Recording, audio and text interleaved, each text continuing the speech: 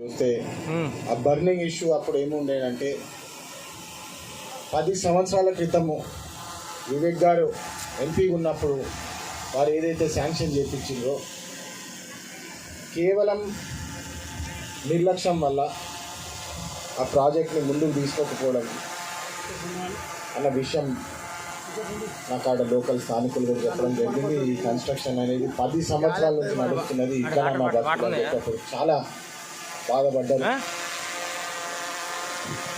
అప్పుడు క్యాంపెయిన్ అప్పుడు కూడా మాట ఇవ్వడం జరిగింది. ఇన్ఫ్యాక్ట్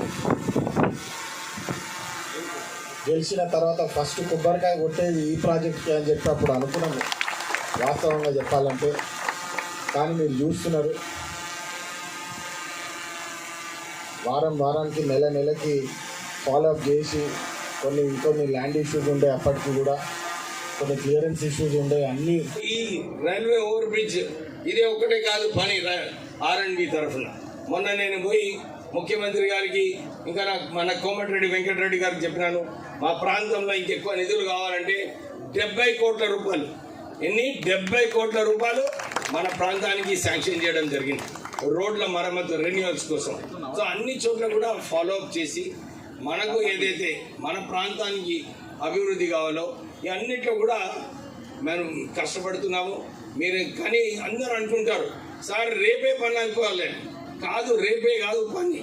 నేను నిన్న చాలా ఆశ్చర్యపడిపోయినా. ఎందుకంటే వెంకంపేటలో TV 9లో ఒక ఆర్టికల్ వచ్చింది, ఒక క్లిప్పింగ్. ఏమని, అక్కడ బిందెలతోని బతుకమ్మ ఆడుతున్నారు, నీళ్ళు వస్తలేవని. కానీ నిన్న RWS ఇంజనీర్ పోయినప్పుడు అక్కడ ఆ బోర్వెల్ నడుస్తున్నది కేవలము ఎమ్మెల్యేని దుష్ప్రచారం చేయాలని చెప్పి